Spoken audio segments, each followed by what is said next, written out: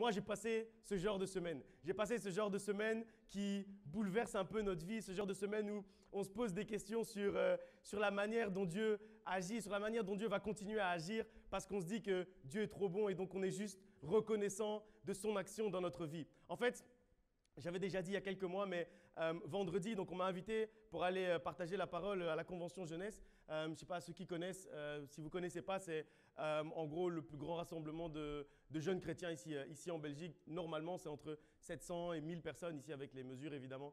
Ils ont dû, les organisateurs, arrêter à 200, je pense, les inscriptions. Mais il y avait 500 inscriptions, ils ont pris les 200 premiers, en gros. Et donc, vraiment, allez, c'était... Quand j'étais là-bas, je me disais, mais ça, c'est vraiment la main de Dieu. Parce que, bon, régulièrement, les prédicateurs postulent pour aller prêcher là-bas. Moi, un jour, mon téléphone a sonné, quelqu'un m'a proposé d'aller là-bas et je n'ai pas compris comment, ni d'où, ni d'Adam, ni d'Ève, ils me connaissaient. Mais en tout cas, ça s'est passé et vraiment, Dieu est bon. C'était une superbe surprise. Et juste avant, en fait, j'ai discuté avec les différents membres du comité. En fait, la Convention Jeunesse, ça existe depuis 25 ans. Et donc, les membres du comité, c'est des gens qui étaient jeunes avant, mais qui sont un peu moins jeunes aujourd'hui. Mais c'est toujours les mêmes. Donc, ça veut dire que c'est toujours les mêmes de quand moi, j'allais en tant que jeune, en tant qu'ado, à 12, 13, 14, 15 ans. J'allais à la Convention Jeunesse à Karlsburg et c'était déjà eux. Et aujourd'hui, c'est encore eux. Donc, ils m'ont vu en tant que participant. Et maintenant, là, ils me voyaient en tant que prédicateur. Et quand je parlais avec eux, évidemment, ça m'a rappelé beaucoup de choses. Ça m'a rappelé beaucoup de bons souvenirs parce que, donc, comme je disais, étant plus jeune, j'ai participé à Karlsburg à cette convention. Et on n'était pas des participants réguliers, pas tous les ans, mais je participais peut-être 2 ou 3 fois, je pense. Et donc, quand je voyais à l'époque le type de prédicateur qui prêchait là-bas, je les trouvais toujours en fait très inspirants, je les trouvais toujours impressionnants dans ce qu'ils disaient, dans ce qu'ils apportaient, etc., dans ce qu'ils apportaient aux jeunes, la manière dont ils avaient le cœur pour la jeunesse. Je trouvais toujours ça vraiment, vraiment incroyable. Et donc, vendredi, quand j'étais là-bas, j'étais assis dans la salle, j'étais en train de parler avec les membres du comité pendant les tests des micros, etc., les tests techniques. J'étais juste en train d'être impressionné par l'action de Dieu, juste reconnaissant de ce que Dieu était capable de faire. Je remerciais Dieu en fait de m'avoir amené jusque-là et en priant, je me disais que Dieu est vraiment un Dieu qui est surprenant, un Dieu qui est étonnant, un Dieu qui est vraiment bon pour nous parce qu'en fait, je me suis rendu compte qu'il est capable de nous faire devenir celui qu'on admirait. Je ne sais pas si vous comprenez ce que je veux dire, mais moi j'étais assis à 12 ans comme ça à la Convention Jeunesse, j'admirais des gens et puis après un jour, moi je suis devenu celui que moi-même j'admirais avant. Et Dieu est capable de faire ce genre de choses, il est capable de nous surprendre de cette manière, il est capable de nous bouleverser de cette manière, de changer même notre manière de voir les choses en nous bouleversant, en disant mais en fait la personne que tu admirais, toi-même tu peux devenir cette personne. Et c'est quelque chose de vraiment incroyable, c'est une sensation qui est difficile à décrire mais que je souhaite vraiment, vraiment à tout le monde. Tout ce qu'on ressent vraiment, c'est de la reconnaissance en fait. On est juste là, on est reconnaissant envers Dieu et envers son action. Et puis, ensuite, je continuais à prier, je continuais à réfléchir sur, comme je vous disais, sur l'action de Dieu. Et tout en priant, en fait, je me demandais quelles étaient les raisons qui avaient fait que ça arrive, que ces choses-là arrivent. Et puis, en y réfléchissant et en priant sur ça, Dieu m'a envoyé le message pour aujourd'hui. Ça m'a rappelé en fait une histoire que j'avais lue, je ne sais même plus où j'ai lu cette histoire, et que j'avais déjà partagée avec certains d'entre vous il y a quelques mois, peut-être même quelques années. C'est une genre de parabole des temps modernes. Comme je ne sais pas où je l'ai lu, peut-être que quand je vais l'expliquer, quelqu'un va se rappeler d'où elle vient. Mais en fait, bon, je ne suis pas très fort pour raconter les histoires, donc pardonnez-moi, mais je vais essayer de la raconter du mieux possible. Donnez-moi 2 minutes pour raconter l'histoire. Donc c'est l'histoire en fait d'un père qui parle à son fils de l'héritage qu'il compte lui donner. Donc, il a une idée de l'héritage qu'il compte lui donner, il regarde un peu ce qu'il a. Et dans cet héritage, en fait, il y a une vieille montre qui n'a pas été utilisée depuis longtemps, que lui-même n'a même pas portée. Son père lui a donné, le père de son père l'a donnée à son père, ainsi de suite. Ça fait plusieurs générations que cette montre est dans la maison. Et donc, il ne se rappelle plus de la valeur de cette montre. Et donc, tout ce dont il se rappelle, c'est que son père lui avait dit que s'il voulait connaître la valeur de cette montre, il devait aller dans un musée. Parce qu'elle était tellement vieille qu'il devait aller dans un musée pour pouvoir évaluer cette montre. Et donc, il dit à son fils, ouais, j'aimerais que tu puisses évaluer un peu l'héritage.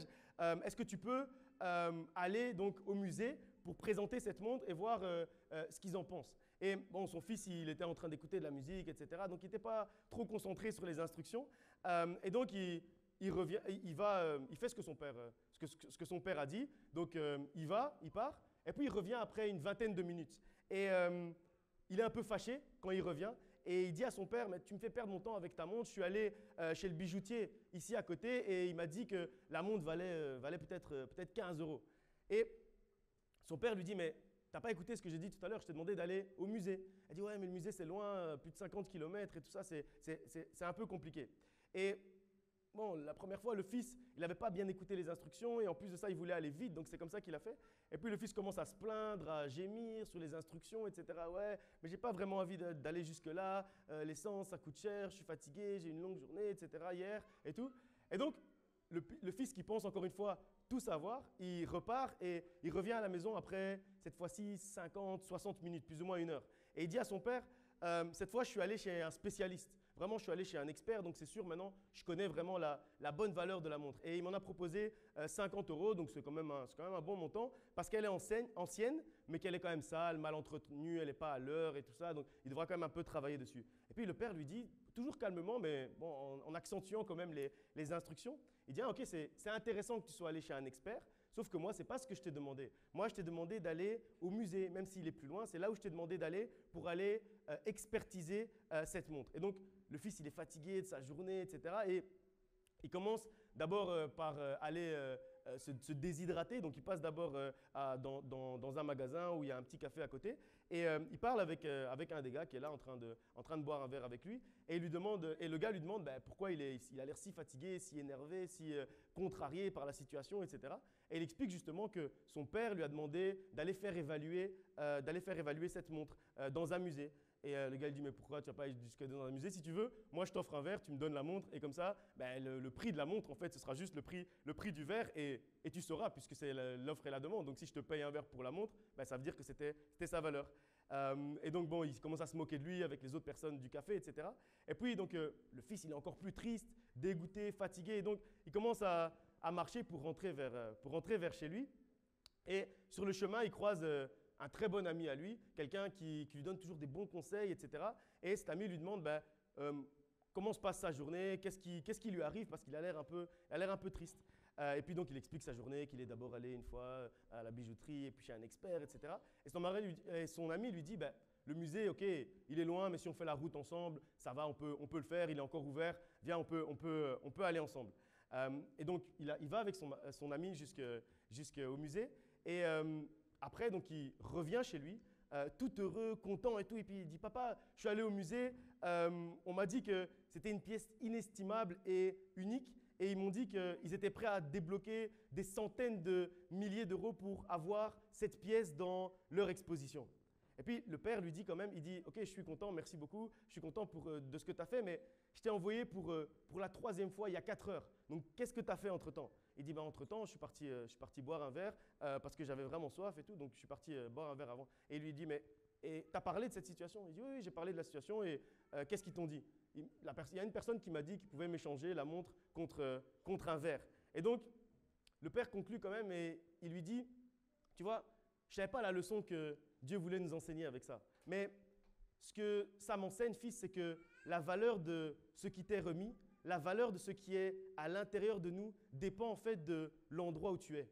Ça dépend de l'endroit où tu es, qu'on puisse reconnaître ou pas la valeur que tu as. Si tu avais suivi directement mes instructions, ça t'aurait pris 2 heures aller-retour et tu serais déjà revenu depuis longtemps et tu serais allé au musée et tu aurais été content beaucoup plus tôt. Alors que là, tu as été contrarié, triste, fâché, énervé avant de pouvoir réellement comprendre que c'était une bonne nouvelle que j'étais en train de te donner. Et donc finalement, ça t'a pris la journée, ça t'a fatigué, tu es allé dans des endroits où la vraie valeur de ton héritage, la vraie valeur de ce que tu avais dans tes mains ne pouvait pas en fait être révélée. Et le fait d'être dans des bonnes conditions, d'être au bon endroit, permet en fait de révéler notre vraie valeur. Et au contraire, le fait d'être au mauvais endroit, dans des mauvaises conditions, parfois même avec les mauvaises personnes, ça nous fait en fait perdre la vue, perdre de vue notre vraie valeur. Parfois, on peut même se moquer de nous. à cause de ce qui fait notre valeur. De la même manière où c'est arrivé au café, là, comme j'ai dit tout à l'heure, ils se sont moqués de lui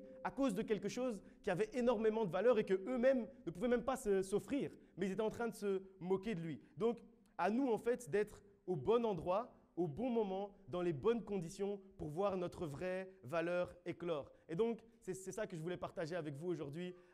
Soyons dans l'endroit favorable pour vivre la saison favorable. Parce que il y a 2 semaines, j'avais commencé avec ce thème, avec cette prédication de la saison favorable, la saison du temps favorable. Et j'aimerais qu'on continue un peu avec ça. Parce que la première fois où j'ai entendu cette histoire, j'avoue que ça m'a vraiment fait réfléchir. Et je crois que ce thème, en fait, il est crucial dans la vie du chrétien, mais il est aussi très important dans cette saison qu'on a nommée nous-mêmes, que Dieu a nommée, que Dieu a choisi pour être… C'est trop fort, hein?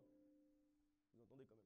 Pour être la saison du temps favorable. Parce que, oui, on l'a dit il y a 2 semaines, Dieu veut faire de grandes choses dans notre vie. Il veut nous faire passer par cette saison de faveur. Il veut mettre toutes les choses en notre faveur, mais c'est à nous de bien nous positionner. C'est à nous d'être au bon endroit pour que Dieu puisse débloquer cette saison du temps favorable. Parce que la saison du temps favorable, elle ne se débloque que si on est à un endroit favorable. En fait, il y a des endroits que Dieu a prévus pour nous durant cette saison. Il y a des endroits que Dieu a prévus pour nous nous bénir. Il y a des endroits stratégiques où Dieu a prévu de faire couler une pluie de bénédictions sur nous. Il y a des endroits où notre vraie valeur pourra réellement être révélée. Des endroits où on pourra éclore. Des endroits en fait favorables. Donc, j'aimerais qu'on continue, comme j'ai dit, la prédication d'il y a 2 semaines sur le temps favorable, parce que pour vivre cette saison de temps favorable qui est devant nous, que Dieu a placé devant nous, Dieu a parlé et il a placé cette saison du temps favorable devant nous.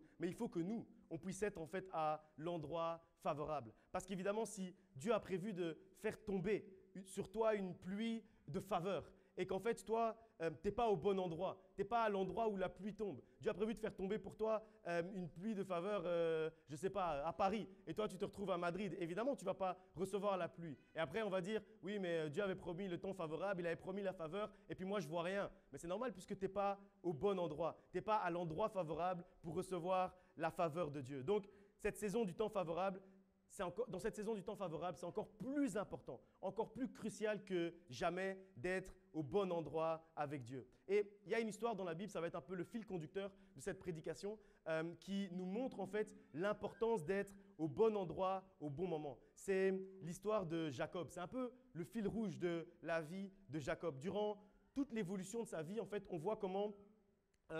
c'est un fil rouge, le fait d'être au bon endroit. Chaque fois qu'il était au bon endroit, il lui arrivait des bonnes choses. Et quand il n'était pas au bon endroit, il essayait de bricoler lui-même, de faire des choses un peu bizarres. Un peu comme le fils qui avait reçu la montre de valeur, mais qui ne savait pas où la mener pour révéler cette valeur. C'est de la même manière, Jacob était un peu perdu au début de sa vie et au fur et à mesure, il a compris là où Dieu voulait qu'il soit pour pouvoir révéler sa vraie valeur, pour pouvoir réellement être ce Dieu favorable. Parce qu'avant même sa naissance, Dieu avait mis quelque chose de précis dans Jacob. Dans la vie de Jacob, il avait dit quelque chose de précis. Il avait fait quelque chose de précis, mais il ne pouvait pas le révéler tant que Jacob n'était pas au bon endroit. Parfois, en fait, ce qui bloque l'action de Dieu dans notre vie, ce qui bloque parfois la faveur de Dieu dans notre vie, c'est parce qu'on n'est pas à l'endroit favorable, on n'est pas au bon endroit. En fait, juste un peu d'étymologie, il faut savoir que Jacob, ça veut dire Dieu favorise. Ça veut dire Dieu fait une faveur. Donc en fait, depuis qu'il était né, il avait ce nom de Dieu va m'être favorable. Dieu va faire une faveur dans ma vie, Dieu va me favoriser. Et depuis toujours, en fait, il avait ça sur lui. Mais on va voir au début de sa vie, quand on va lire maintenant, on va voir que ce n'est pas ça qu'il a vécu toute sa vie. Surtout au début de sa vie, ce n'est pas ça qu'il a vécu. Il n'a pas vécu la faveur de Dieu. Pourquoi? Parce qu'il n'était pas au bon endroit, dans les bonnes conditions, avec les bonnes personnes. Et avec nous, c'est exactement la même chose. Dieu nous appelle « je te fais faveur ». Dieu nous appelle « faveur ». Dieu nous appelle « je veux te favoriser ». Mais pour que ça puisse réellement arriver, pour qu'on puisse réellement voir ça de nos yeux, il faut d'abord qu'on soit au bon endroit, au bon moment. On va lire le début de la vie de Jacob, donc dans Genèse, chapitre 25, versets 19 à 26. Genèse 25, 19 à 26.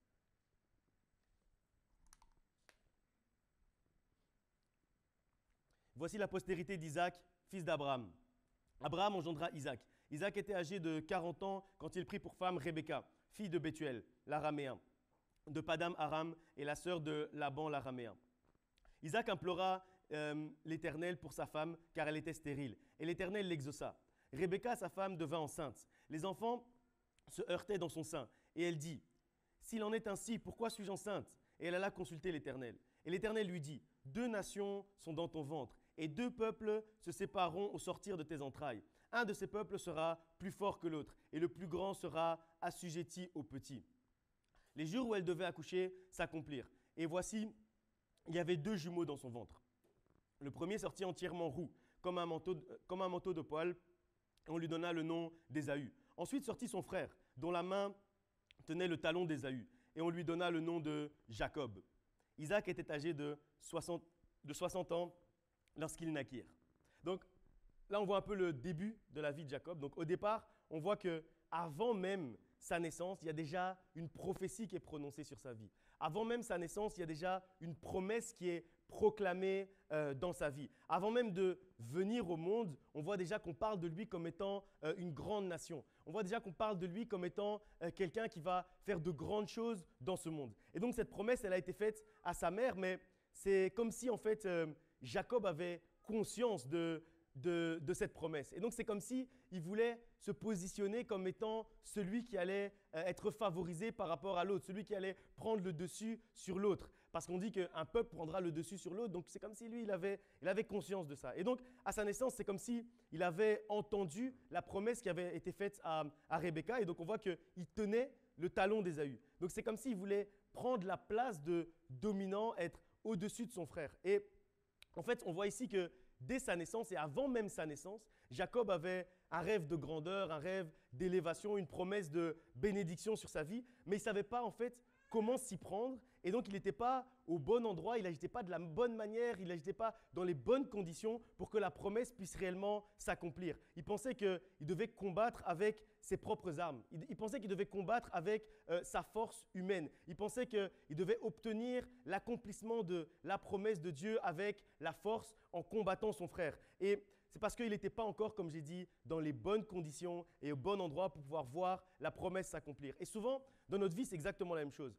On reçoit une promesse de Dieu, mais comme peut-être elle n'arrive pas au moment où nous on a décidé parce qu'on croit que Dieu va suivre notre agenda alors que Dieu n'a pas de raison de suivre notre agenda, il a son propre agenda. Et donc comme on voit que ça n'arrive pas directement, on commence à bricoler, on commence à essayer d'agir avec la force, on commence à essayer d'utiliser notre propre force, notre propre intelligence alors que Dieu veut juste qu'on lui fasse confiance. Alors qu'il suffit d'être au bon endroit là où Dieu va nous envoyer pour que la promesse puisse éclore d'elle-même, pour que la prophétie puisse s'accomplir d'elle-même, pour qu'on n'ait même pas à combattre pour voir l'accomplissement de la promesse de Dieu dans notre vie. Et donc c'est la première leçon qu'on voit dans la vie de Jacob, c'est que ça ne sert à rien d'essayer de combattre et de bricoler une solution. Ça ne sert à rien de se battre, d'essayer de tenir le talon des gens, etc., d'essayer aussi de réduire les autres pour pouvoir nous avancer. C'est ce que Jacob a essayé de faire au début, mais ce n'est pas ce à quoi Dieu nous appelle. Dieu nous appelle à juste lui faire confiance et la promesse va s'accomplir d'elle-même. On va lire encore un passage, on va continuer à partir du verset 27, donc toujours Genèse 25, on continue au verset 27.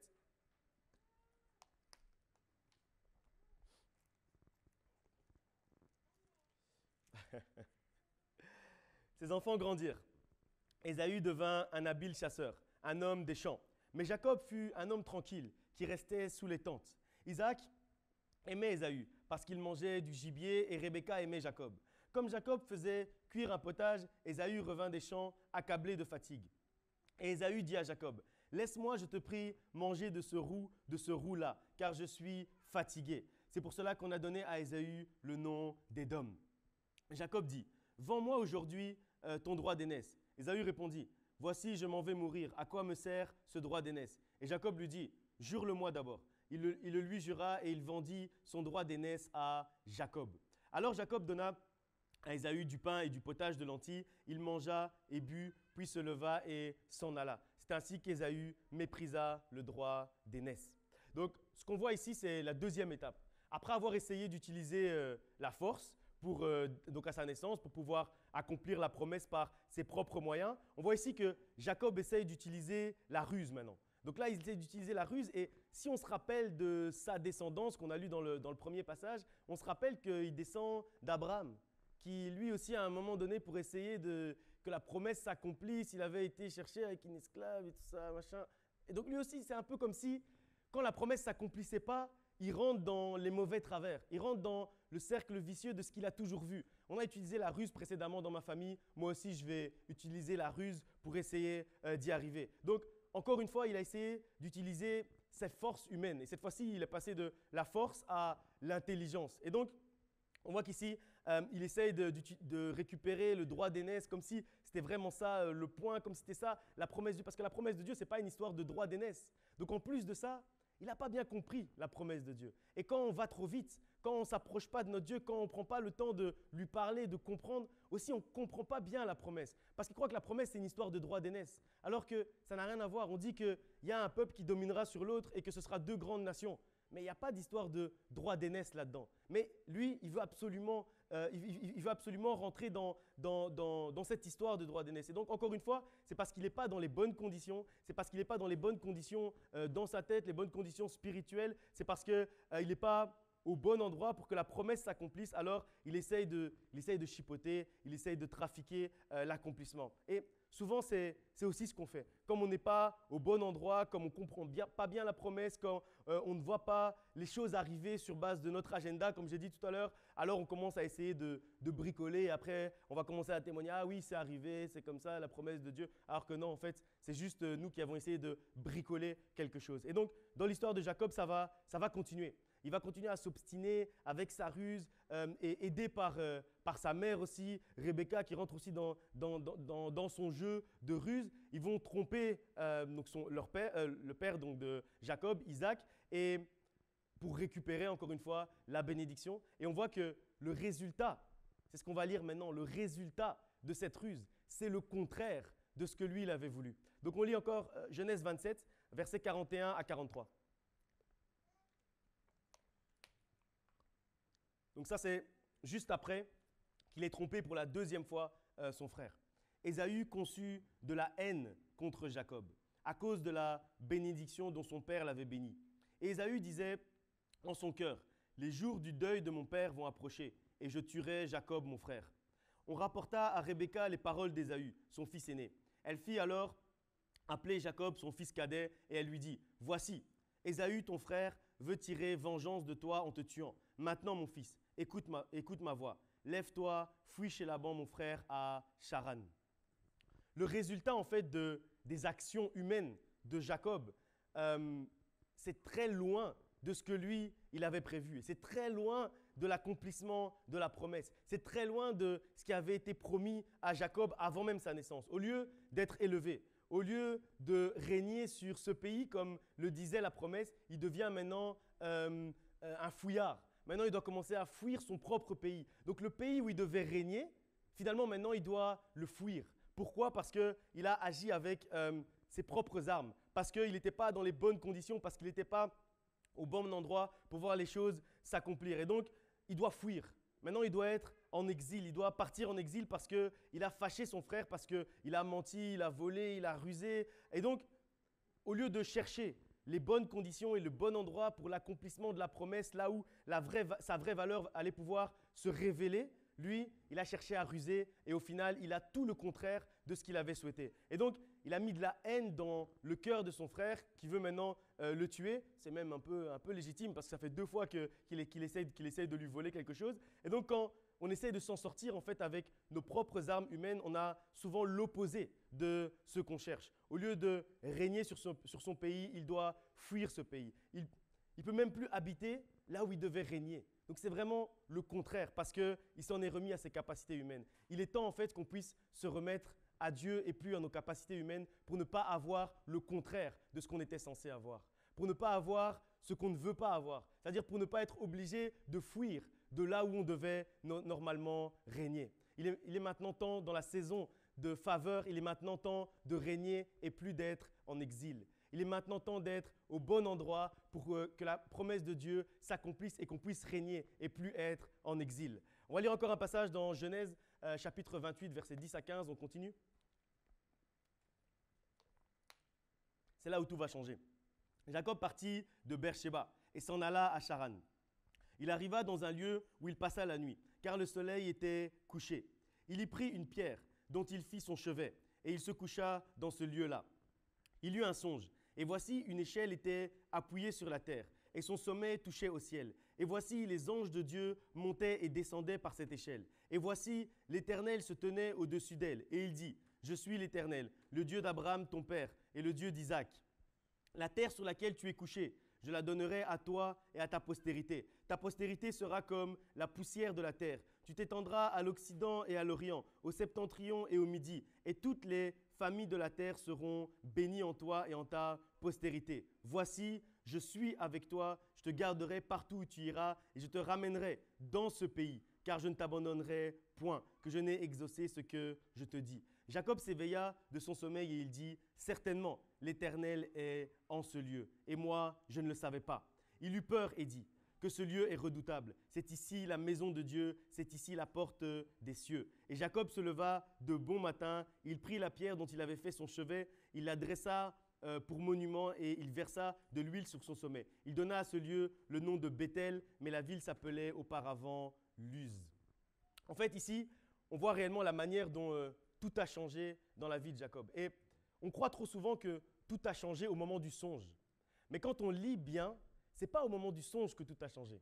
C'est au moment où il se réveille et qu'il dit certainement, l'Éternel est là et moi, je ne le savais pas. Parce qu'en fait, à ce moment-là, il se rend compte qu'il est au bon endroit.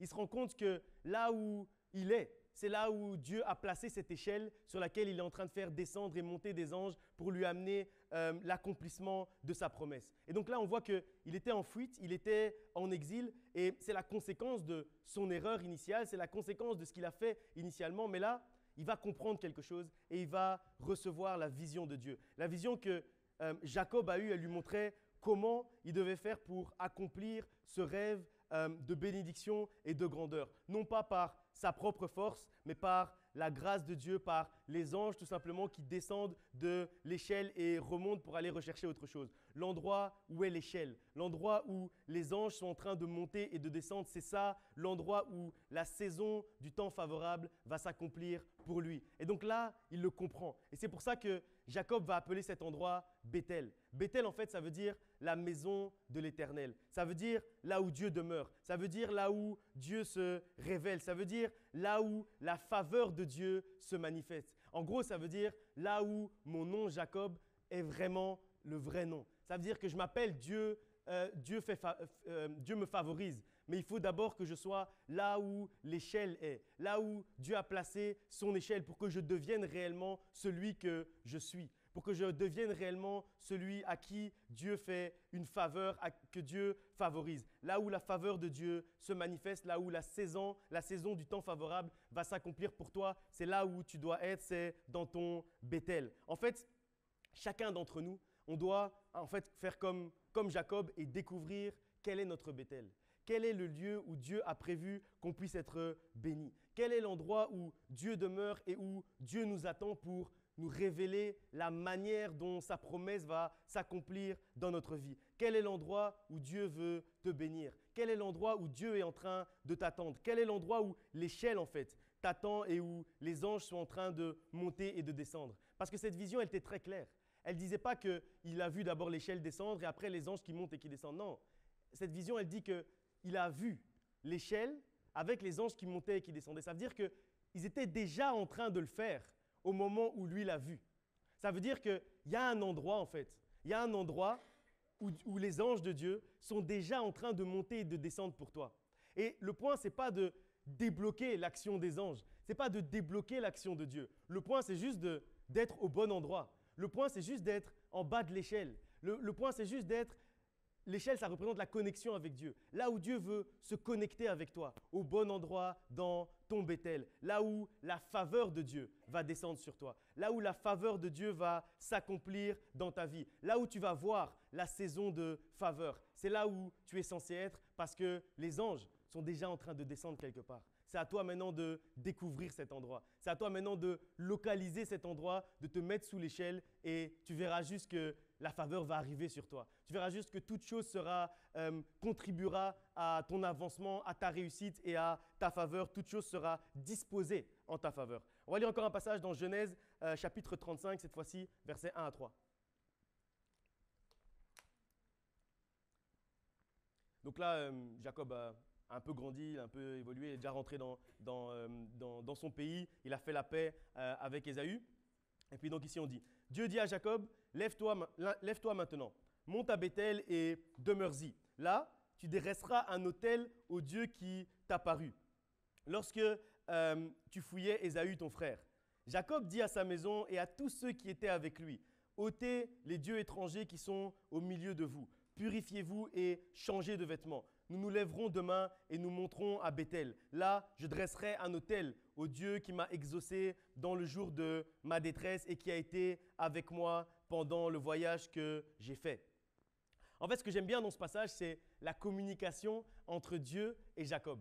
Parce que à cet endroit, donc Dieu lui avait déjà parlé, Dieu lui avait déjà envoyé une vision. Dieu lui avait montré la manière dont ça allait arriver, dont la promesse allait s'accomplir. Et puis donc après, il est rentré, il a fait la paix avec son frère Ésaü. Et puis au moment où il doit passer encore à la prochaine étape de sa vie, au moment où Dieu a encore prévu d'accomplir quelque chose, au moment où Dieu a encore prévu d'exaucer quelque chose, qu'est-ce qu'il va faire? Il ne va pas lui parler à cet endroit-là. Il va lui dire, tu connais l'endroit où on doit se parler. Tu connais l'endroit où on doit se parler, va là-bas. Tu connais le Béthel entre nous. Va là-bas. Et c'est là où on va pouvoir établir cette connexion. C'est là où on va pouvoir réellement parler ensemble. C'est là où réellement je vais pouvoir encore te révéler quelle sera la prochaine étape. C'est pour ça que ce Béthel, cet endroit que Dieu a prévu pour toi, c'est pour ça en fait que c'est tellement important. C'est pour ça en fait que c'est tellement crucial parce que à chaque fois que tu arriveras à un tournant de ta vie, c'est là où Dieu va t'appeler.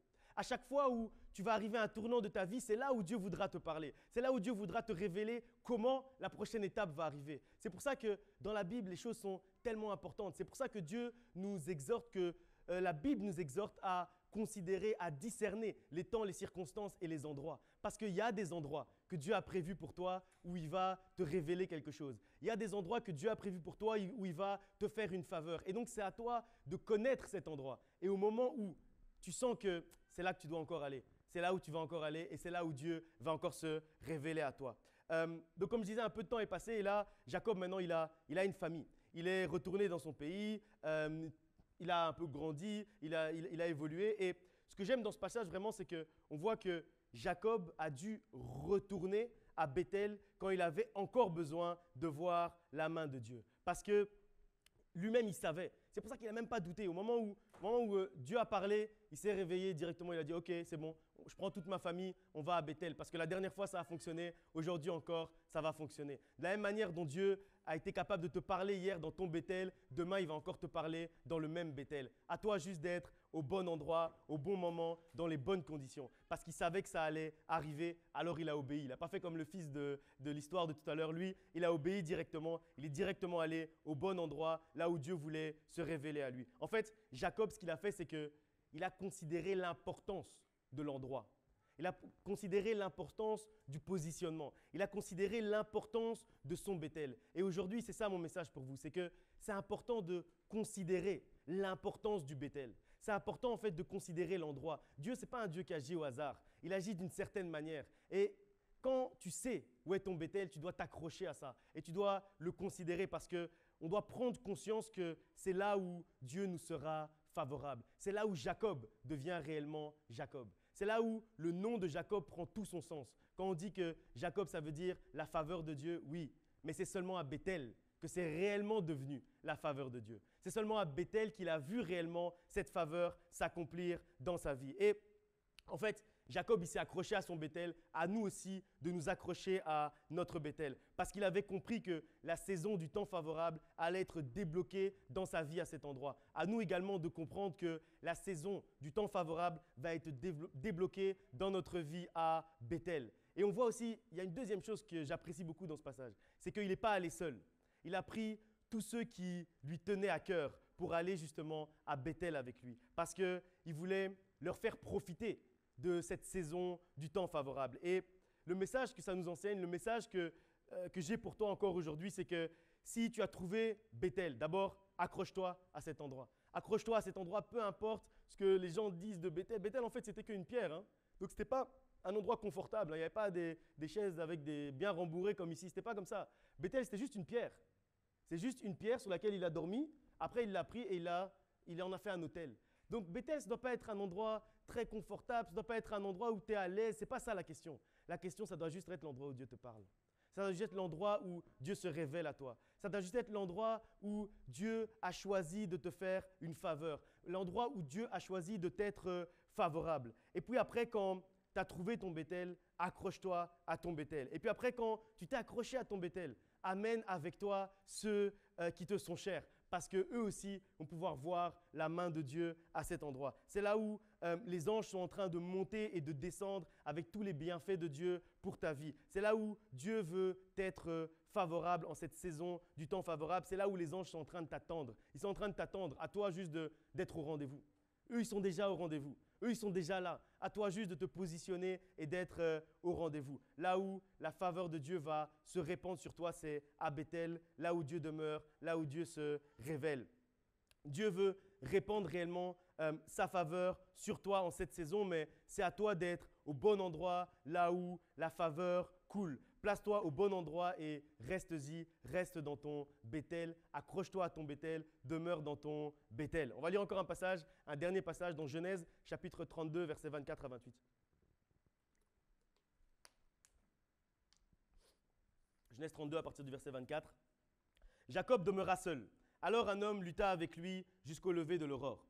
Voyant qu'il ne pouvait le vaincre, cet homme le frappa à l'emboîture de la hanche. Et l'emboîture de la hanche de Jacob se démit pendant qu'il luttait avec lui. Il dit, « Laissez-moi aller car l'aurore se lève. » Et Jacob répondit, « Je ne te laisserai point aller que tu ne m'aies béni. » Il lui dit, « Quel est ton nom ?» Il répondit, « Jacob. » Il dit encore, « Ton nom ne sera plus Jacob, mais tu seras appelé Israël, car tu as lutté avec Dieu et avec les hommes et tu as été vainqueur. » En fait, ce que j'aime dans ce passage, c'est la manière dont les choses vont arriver. Si vous vous rappelez, quand il a découvert l'endroit favorable, il a dit ça ne va plus s'appeler Luz, ça va s'appeler Bethel. Cette ville avant, elle s'appelait Luz. À partir de maintenant, elle va s'appeler Bethel.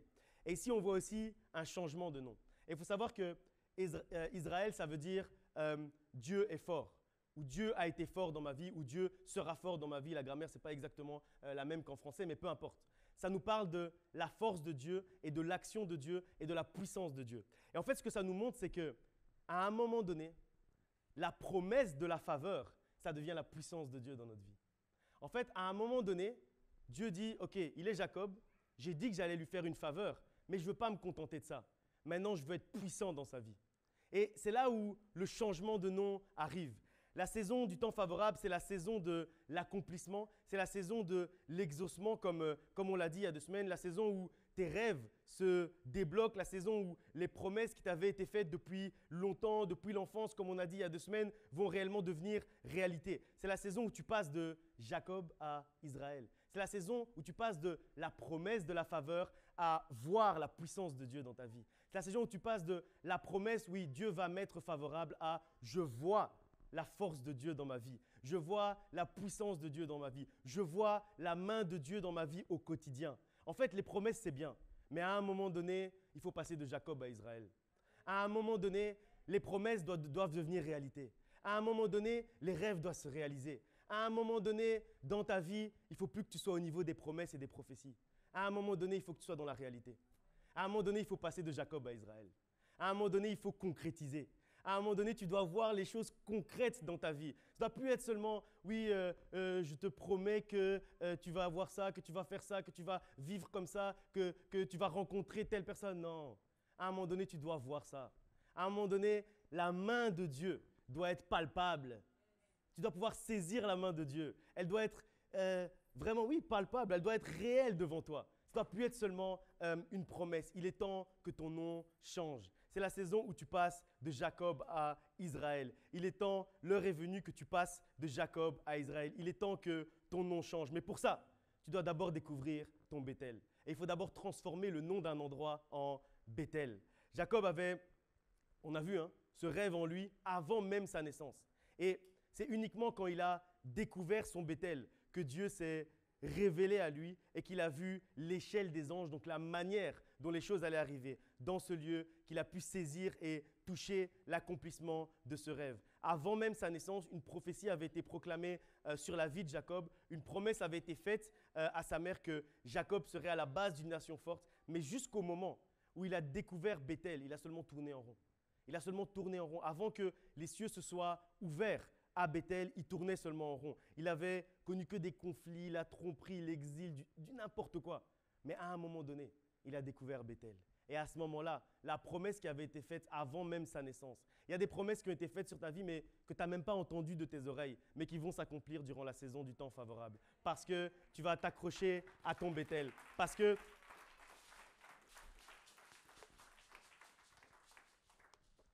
tu vas passer de Jacob à Israël. C'est ce qu'il avait toujours connu. Même si tout ce que tu as toujours connu jusqu'à présent, c'est juste l'exil, les problèmes, les conflits, etc. Durant cette saison du temps favorable, Jacob, tu vas le laisser derrière toi et tu vas devenir maintenant Israël parce que tu vas découvrir ton Béthel. Au moment où Jacob a découvert son Béthel, tout a changé. Sa vision des choses a changé. Il a compris qu'il pouvait retourner faire la paix avec Ésaü. Peut-être que tu es dans des conflits avec des gens depuis longtemps, mais dans la saison du temps favorable, tu peux retourner vers Ésaü et faire la paix. Et Dieu l'aura, si vous lisez, on n'a pas eu le temps aujourd'hui, mais si vous lisez la manière dont Dieu a disposé les choses, en fait, Jacob s'attendait à ce que son frère Ésaü soit réticent au pardon. Mais Dieu a disposé le cœur d'Ésaü pour qu'Ésaü aille à sa rencontre avec tout ce qu'il fallait pour faire la fête. Alors que Jacob, lui, pensait que non, ça allait être chaud. Il allait devoir se demander pardon, se mettre à genoux, etc. Ça allait être chaud. Mais non, Dieu avait déjà disposé toutes choses. Et cette saison du temps favorable, c'est également une saison où on va pouvoir restaurer les relations. C'est également une saison où on va pouvoir demander pardon, être pardonné et que les autres puissent aussi nous demander pardon. C'est vraiment une saison qu'on doit voir et ça, c'est uniquement après avoir découvert quoi? Béthel. Après avoir découvert Béthel, tout ça, ça devient logique. Tout ça, ça se débloque et tout devient simple. Ensuite, quand il a découvert son Béthel, en fait, il est rentré dans cette saison du temps favorable et sa vie n'a plus jamais été la même. Au moment où il a compris l'importance d'être là où Dieu demeure, même son nom a changé. Parce que quand tu rentres dans ta saison de faveur, tu ne peux plus rester le même. Même ton identité va changer. Si tu es dans une situation similaire, tu as reçu des promesses, comme j'ai dit tout à l'heure, mais tu n'as toujours rien vu s'accomplir. Sache qu'il est temps que tu rentres dans ta saison du temps favorable, il est temps que tu découvres ton Béthel. Peut-être que tu t'es battu jusqu'à présent avec tes propres armes et donc tu es fatigué. Tu es fatigué de voir que non, mais je me bats avec mes propres armes, mais je ne vois pas l'accomplissement des promesses. C'est parce que tu dois lâcher prise, parce que tu dois arrêter de te battre avec tes propres armes. Maintenant, il faut te concentrer sur Béthel. Maintenant, il faut te concentrer sur là où Dieu demeure, sur ce que Dieu veut te révéler dans ta vie. Avec ta force, ton intelligence, ton courage, etc., tu ne vas pas aller très loin. Mais tu vas aller très loin quand tu vas changer de nom. Quand tu vas t'appeler maintenant Dieu est fort. Quand tu vas t'appeler maintenant Israël. Israël, Dieu est puissant, Dieu est fort, Dieu a été fort et Dieu sera fort. Parce que même si c'est ce que tu as toujours connu, sache qu'il est temps de changer ton nom. Même si c'est ce qu'on t'a toujours enseigné, il est temps de changer ton nom, il est temps de passer de Jacob à Israël. Lâche prise, peu importe le problème, lâche prise, confie-le à ton Dieu, dépose-le au pied de ton Dieu. Dépose-le où? À Béthel.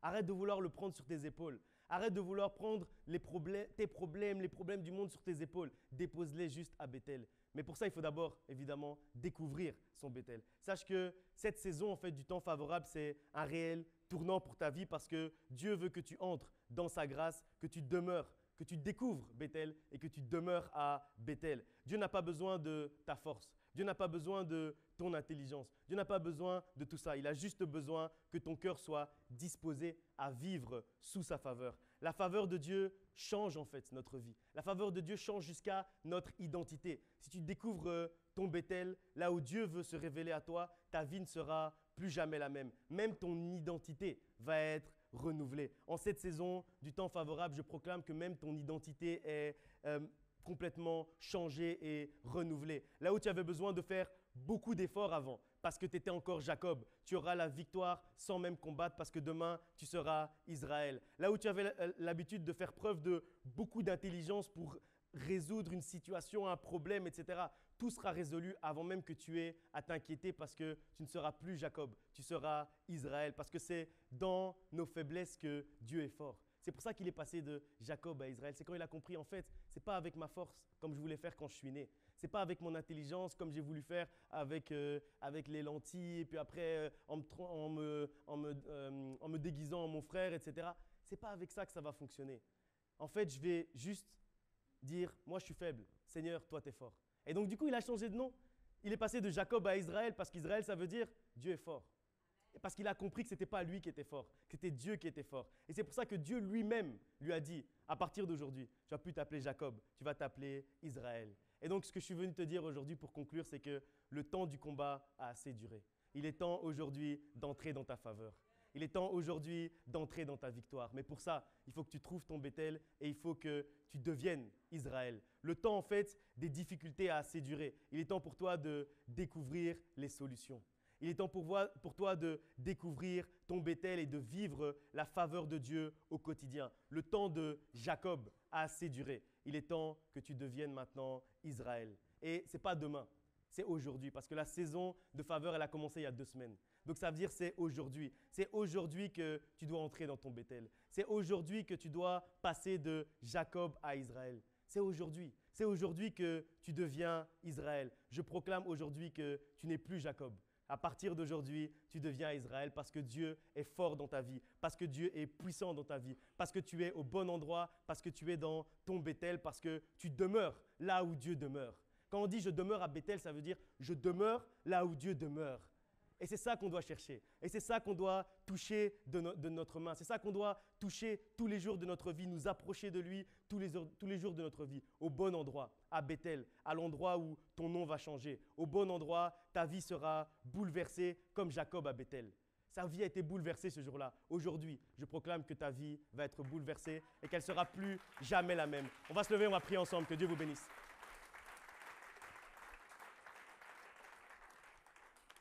Vous pouvez vous lever, on va prier. On va prier ensemble pour notre Béthel. J'espère que vous avez compris.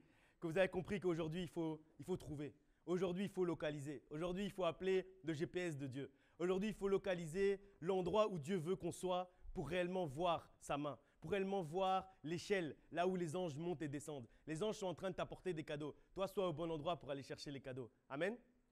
Que les bienfaits de Dieu puissent réellement se répandre dans ta vie. Que tu puisses passer en ce matin de Jacob à Israël, que Dieu puisse être fort dans ta vie, qu'on puisse voir la puissance de Dieu dans ta vie. Commence à prier, qu'on puisse voir le pouvoir de Dieu dans ta vie, que la main de Dieu soit palpable dans ta vie, qu'on puisse voir que les gens qui sont autour de toi soient étonnés, que les gens qui sont autour de toi soient dans l'étonnement de ce que Dieu est en train de faire dans ta vie dès aujourd'hui, durant cette saison du temps favorable, que réellement tu puisses t'approcher de ton Béthel, demeurer dans ton Béthel, que la faveur de Dieu puisse couler sur toi, que tu puisses jamais manquer la faveur de Dieu, que tu puisses jamais manquer la pluie de bénédictions et de bienfaits que Dieu est en train de t'envoyer, que tu puisses jamais perdre l'échelle de Jacob, que l'échelle de Jacob soit claire dans ta vie, que réellement aujourd'hui tu puisses passer de Jacob à Israël, que ta vie ne soit plus jamais la même, que tu puisses passer de Jacob à Dieu est fort au nom de Jésus-Christ. Père éternel, Dieu de gloire, je m'approche devant ton trône aujourd'hui, Seigneur, avec ton assemblée. Je m'approche devant ton trône aujourd'hui, Seigneur, avec tes enfants, avec tes fils, avec tes filles. Aujourd'hui, je proclame la saison de faveur dans leur vie. Aujourd'hui, je proclame qu'ils découvrent leur Béthel, qu'ils localisent leur Béthel, qu'ils savent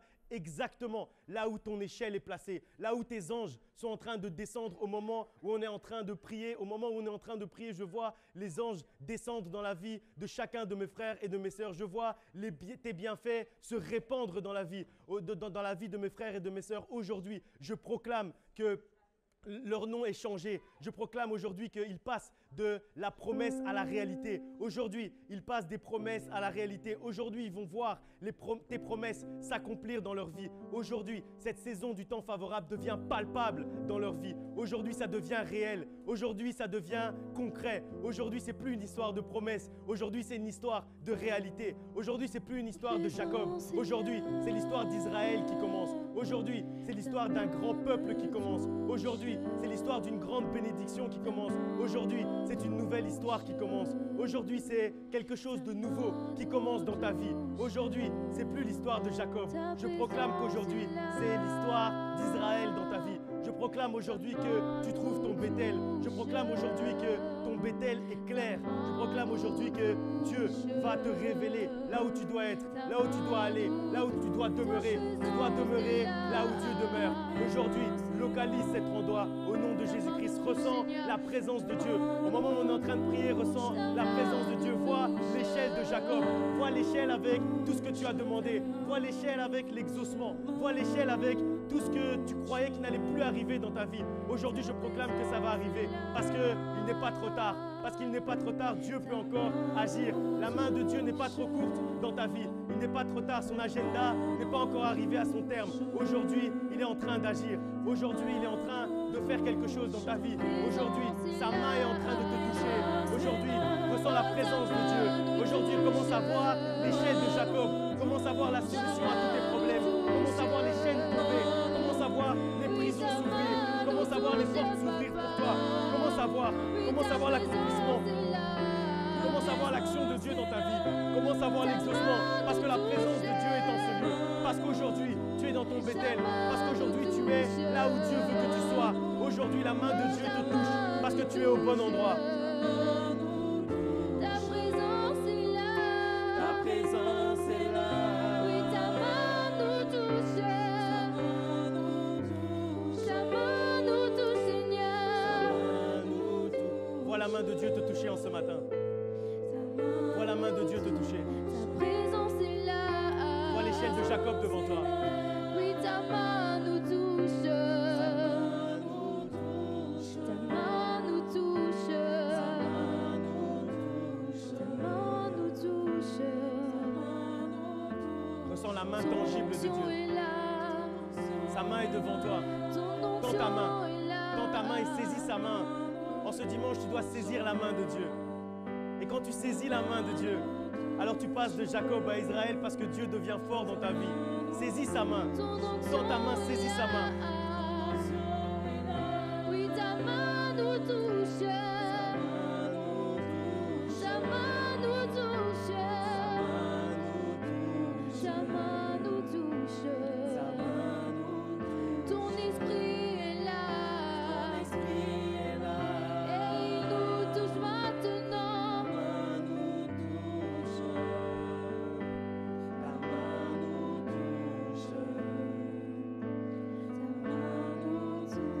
Ton esprit est là. Ton esprit est là. Ta main nous touche. Ta main nous touche. Ta main nous touche. Si en ce dimanche, tu te sens accablé, tu dis que c'en est trop, que tu dis qu'aujourd'hui, la saison de Jacob doit s'arrêter. Aujourd'hui, la saison où tu te bats avec tes propres moyens doit s'arrêter parce qu'aujourd'hui, tu es fatigué. Aujourd'hui, tu es fatigué de te battre avec tes propres moyens. Mets juste ta droite sur ton cœur et lève ta main gauche pour toucher la main de Dieu. Mets ta main sur ton cœur et lève ta main gauche pour toucher la main de Dieu. Que la main de Dieu puisse saisir la tienne aujourd'hui. Que la main de Dieu puisse saisir la tienne et que aujourd'hui, tu passes de Jacob à Israël. Aujourd'hui, vois la main de Dieu qui va vers toi et qui saisit la tienne. Vois la main de Dieu te toucher. Alléluia. Père éternel, Dieu de gloire, je m'approche devant ton trône avec tes enfants aujourd'hui qui disent que c'en est trop. Aujourd'hui, Seigneur, tes enfants sont fatigués. Fatigués, Seigneur, de se battre avec la ruse. Fatigués de se battre avec la force. Fatigués de se battre avec leur propre courage, leur propre intelligence. Aujourd'hui, Seigneur, c'en est trop. Aujourd'hui, Seigneur, nous voulons voir ta main. Aujourd'hui, Seigneur, saisis notre main. Aujourd'hui, Seigneur, saisis la main, Seigneur, de tes enfants. Aujourd'hui, Seigneur, saisis la main, Seigneur, de tes fils et de tes filles, Seigneur, qui se tournent vers toi. Aujourd'hui, Seigneur, saisis leurs mains et fais-les passer de Jacob à Israël. Qu'aujourd'hui, Seigneur, cette saison du temps favorable puisse devenir réelle dans leur vie. Qu'aujourd'hui, ils puissent connaître ce Bethel. Qu'aujourd'hui, ils puissent vivre, demeurer là où toi tu demeures. Saisis leurs mains, Seigneur.